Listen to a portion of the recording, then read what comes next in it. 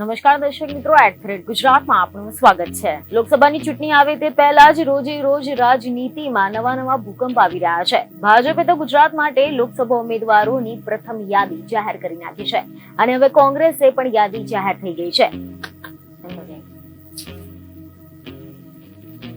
લોકસભાની ચૂંટણી આવે તે પહેલા જ રોજ રાજનીતિમાં નવા ભૂકંપ આવી રહ્યા છે।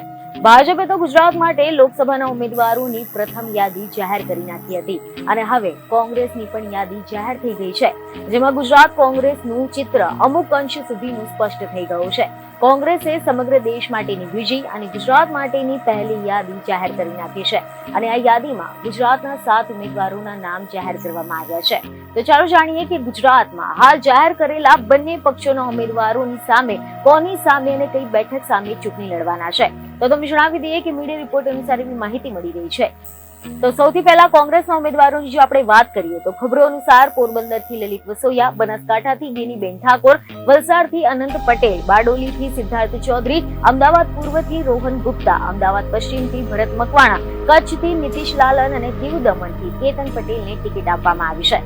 હવે આપણે કઈ બેઠક પર ભાજપ અને કોંગ્રેસના ઉમેદવારો વચ્ચે જંગ જામશે તેની જો આપણે વાત કરીએ તો પોરબંદરથી ભાજપના મનસુખ માંડવિયા સામે કોંગ્રેસ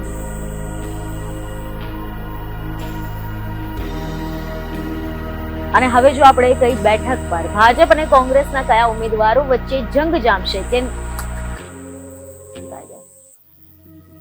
અને હવે જો આપણે કઈ બેઠક પર ભાજપ અને કોંગ્રેસના ઉમેદવારો વચ્ચે જંગ જામશે તેની જો આપણે વાત કરીએ તો પોરબંદરથી ભાજપના મનસુખ માંડવિયાની સામે કોંગ્રેસના લલિત વસોયા, બનાસકાંઠાથી ભાજપના રેખા ચૌધરી સામે કોંગ્રેસના ગેનીબેન ઠાકોર વચ્ચે મુકાબલો જામશે, જ્યારે બારડોલીથી ભાજપના પ્રભુ વસાવા સામે કોંગ્રેસના સિદ્ધાર્થ ચૌધરી, અમદાવાદ પશ્ચિમથી ભાજપના દિનેશ મકવાણાની સામે કોંગ્રેસના ભરત મકવાણા, કચ્છના અનામત બેઠકની ભાજપના ઉમેદવાર વિનોદ ચાવડાની સામે કોંગ્રેસના ઉમેદવાર નીતિશ લાલન અને દીવ દમણથી ભાજપના લાલુ પટેલની સામે કોંગ્રેસના કેતન પટેલ વચ્ચે ટક્કર થવાની છે।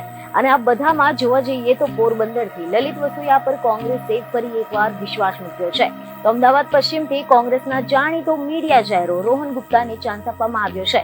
ત્યારે હવે જોવાનું એ રહેશે કે ભાજપ અને કોંગ્રેસની આ ટક્કરમાં પ્રજા કોની ચૂંટીને દિલ્હીના દરબારમાં મોકલશે। તમે જણાવી દઈએ કે લોકસભાની ચૂંટણી માટે ગુજરાતમાં અત્યાર સુધીમાં 24 ઉમેદવાર જાહેર થઈ ગયા છે।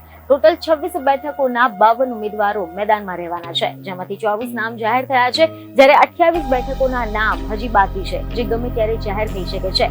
સૌથી પહેલા તો ભાજપે પોતાના ગુજરાતમાં 15 ઉમેદવારોના નામ જાહેર કર્યા હતા, જેમાં 5 નવા ચહેરાઓને અને 2 મહિલાઓને મળી છે।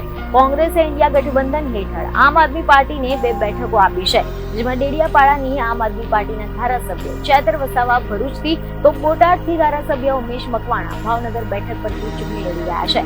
બીજને ખબરો સાથે ફરી મળીશું। ધન્યવાદ।